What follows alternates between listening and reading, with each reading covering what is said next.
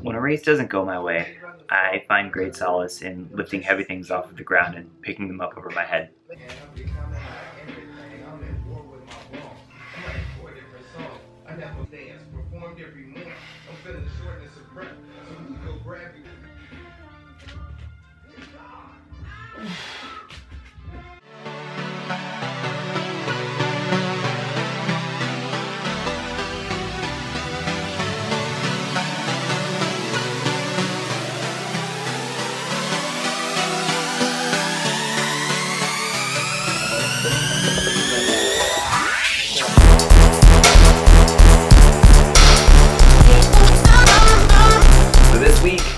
Interesting. The work week was standard, pretty stressful, the usual grind. The weekend was pretty intense. I had an awesome race on Saturday in Sacramento. Beautiful, beautiful course, great people, awesome vibe.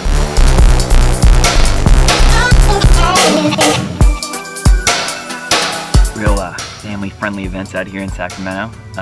Get the whole community involved. They even partner with the local correctional facilities to give us these nice house arrest bracelets for race timing.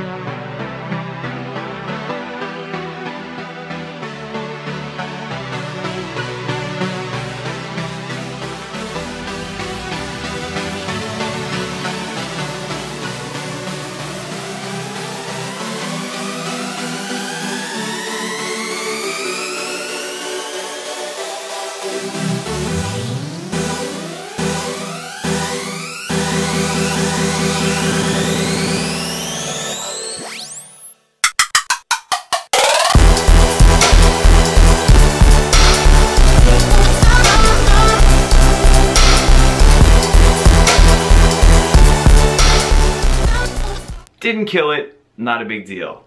Then on Sunday, I got to ride with my friend Ben, who I rarely get to see. He's about to have a baby, and he had one last hoorah ride. So we went out and crushed Mount Hamilton.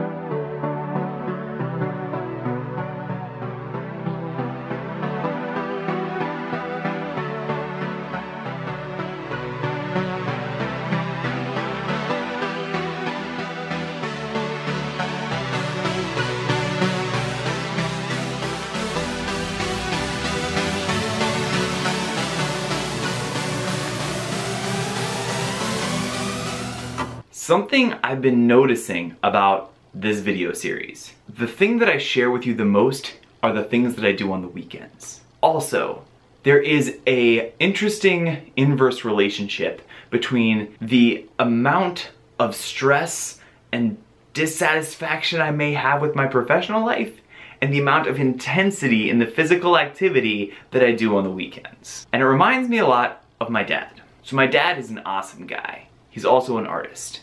And growing up, my dad was a sign man. So before there was Photoshop, these lovely computer programs that will project any type or font onto whatever surface that you like, an actual human being with hands and paints had to go put words and letters on all of these things. That guy was my dad. He was a craftsman. He had a beautiful, beautiful trade, but really at heart, my dad was an artist. A very skilled, very talented artist. He still is an artist. I don't know why I'm saying I was, past tense. He presently is an artist, very talented one. So my dad figured out a way to kind of get away with being an artist in his professional life. He got a job in the television and movie industry, and he painted signs for movies and television shows. He did some really cool stuff, and his work was like on television, and it was really exciting. But every weekend, my dad buried himself in the garage with malt sticks and acrylic paints and canvases and boards and silk screen printers, and he just went to town and made his own art every weekend. Not unlike the life that I live.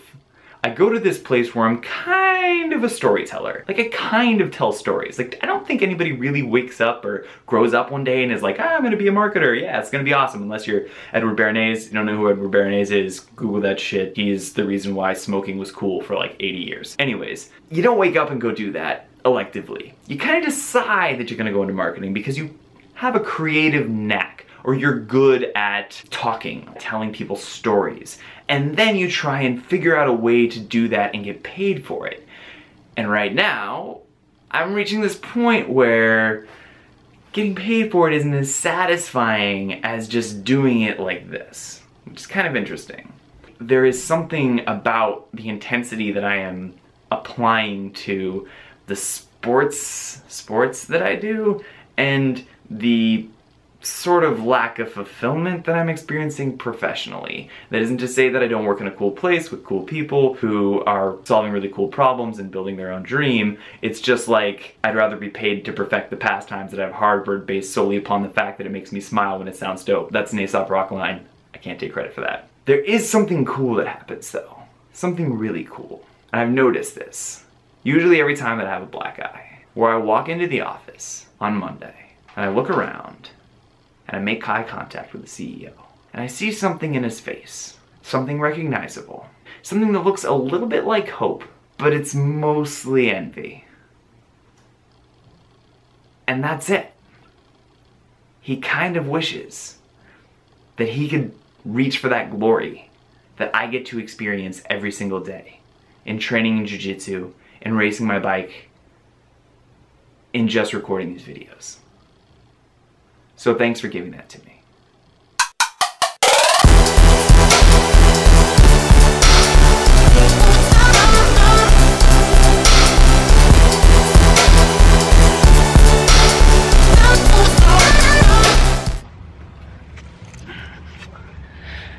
So that race went a lot better, and I hate to make excuses, but it might have been a little bit faster if my chainring was attached.